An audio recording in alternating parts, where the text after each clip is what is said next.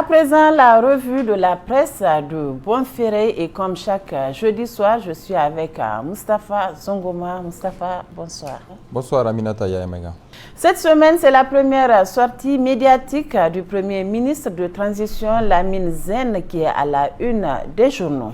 Effectivement, Aminata, le quotidien privé L'Enquêteur a d'ailleurs édité à ce TF1 numéro hors série hier mercredi 6 septembre 2023 avec comme titre « Conférence de presse du Premier ministre, justice sociale, souveraineté fortifiée, libération des prisonniers politiques, les promesses fortes de Lamine Zen ». Aux confrères d'écrire, malgré l'embargo économique et financier illégal et criminel assorti d'une menace d'agression armée de la CEDEAO contre notre pays, les autorités de la transition maintiennent le cap. La lutte contre le terrorisme connaît un regain de vitalité et le fonctionnement régulier de l'État n'est pas paralysé. Les salaires et le fonctionnement de l'appareil de l'État seront assurés sur la base de la mobilisation des ressources internes. L'école sera effective. Le Premier ministre Mahamat Lamine Zen rassure l'opinion quant à leur détermination à conduire une transition qui prendra en compte les aspirations fondamentale du peuple nigérien. Depuis des semaines, la focalisation des Nigériens porte davantage sur l'exigence du départ de l'ambassadeur et des soldats français de notre pays en raison de l'ingérence belliqueuse de Macron dans la crise politique interne née du renversement du président Bazoum par l'armée le 26 juillet 2023. Le refus catégorique du président français et son gouvernement d'obtempérer à ces exigences des nouvelles autorités nigériennes au motif qu'ils ne reconnaissent pas la légitimité de ces dernières est considéré par les Nigériens comme un affront et un mépris vis-à-vis de la souveraineté de notre pays et donne lieu depuis des semaines à une mobilisation permanente devant la base aérienne 101 de l'escadrille militaire pour mettre la pression sur les soldats français afin qu'ils s'en aillent de chez nous. Occasion pour Lamine Zen d'annoncer le dépôt de 2 plaintes par l'État du Niger auprès des institutions judiciaires de la CEDEAO et de l'UEMOA pour une réparation des préjudices causés à notre pays à la suite des sanctions imposées par ces institutions sous-régionales à notre pays. On ne va pas se laisser avoir, même les frontières qui sont fermées. Il y a des efforts pour amener ces pays à adoucir les choses, a précisé Ali Mahamat Lamine Zen. Pour la question de la transition, l'Algérie a proposé une durée de 6 mois. Le président nigérian Tinubu, président en exercice de la CEDEAO, a lui exigé une durée n'excédant pas 9 mois. Ces différentes propositions seront examinées, a indiqué le Premier ministre, mais le dernier mot reviendra aux Nigériens qui se retrouveront à l'occasion du dialogue inclusif national qui définira les grandes orientations nationales. Sur cette conférence de presse, le quotidien gouvernemental Le Sahel d'hier mercredi a mis l'accent sur la durée de la transition annoncée par le CNSP. C'est un plafond et non une durée fixe. Il appartient aux acteurs du dialogue national d'en décider exactement.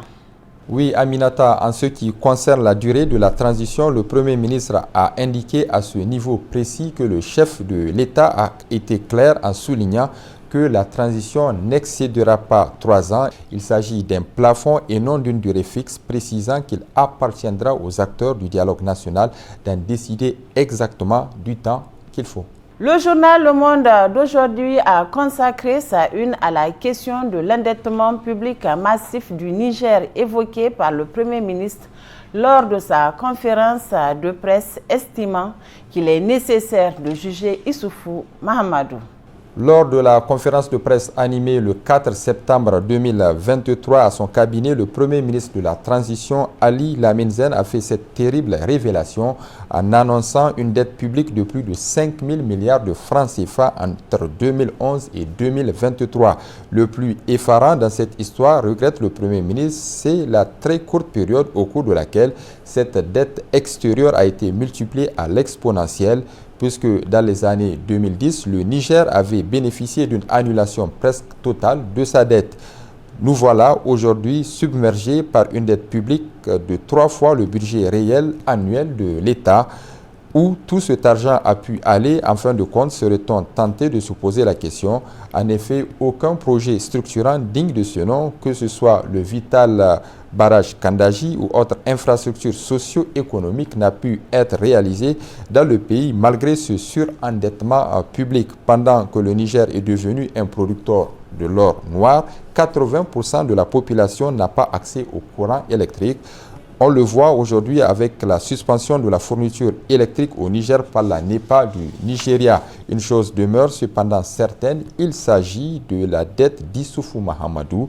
En effet, aujourd'hui, demain ou après-demain, il faudra nécessairement qu'Issoufou Mahamadou et son clan politique s'expliquent sur leur gestion des deniers publics et qu'ils disent où tout ce magot contracté au nom de l'État du Niger a pu être investi. Le CNSP et le gouvernement de transition sont ainsi mis devant leur responsabilité historique, celle de faire toute la lumière sur la gestion totale du régime de la renaissance d'Issoufou Mahamadou et de son clan politique. Aujourd'hui, c'est la revendication fondamentale de tous ces millions de Nigériens qui manifestent chaque jour leur soutien au CNSP et au gouvernement. Le journal Le Canard en furie de cette semaine est lui revenu sur les contours du coup d'État du 26 juillet 2023 avec cette interrogation. Bazoum voulait-il créer Petro-Niger pour financer les chefs terroristes?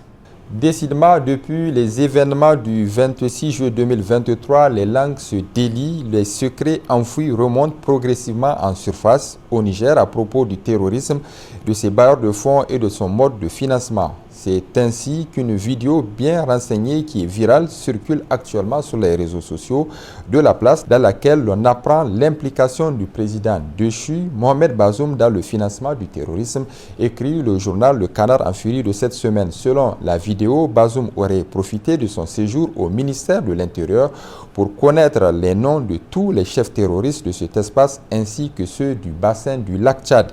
Ainsi, il aurait monté les réseaux clandestins de financement de ces cellules terroristes afin d'épargner le Niger contre les attaques meurtrières. Ces réseaux tourneraient autour de 3 personnages centraux proches de Bazoum, à savoir un de ses neveux, M. Ibrahim Sad, surnommé le premier ministre du pétrole, actionnaire dans plusieurs sociétés d'exploitation de l'or noir nigérien comme Petroco et Vicom de Yassine Wafi, le fils aîné de feu Hamidou Wafi, directeur général de Savannah Petroleum, une société londonienne cotée à la London Exchange, et la société MBC, une société écran appartenant à Bazoum selon l'auteur de la vidéo. Si ces informations étaient avérées, nul doute que Bazoum serait passible de la peine pour haute trahison. Et puis, Aminata, avant de nous quitter, voyons ce titre, celui du journal L'Actualité, numéro 720 du 4 septembre 2023, qui a publié dans ses colonnes l'interview accordée par la personnalité morale du modèle Lumana, Hama Amadou, et c'est sous le titre Hama Amadou sur Opinion Internationale. Ma principale préoccupation est que mon pays ne soit pas l'objet d'une guerre pour des raisons politiques. Moustapha Zongoma, merci. Merci Aminata Yayamega.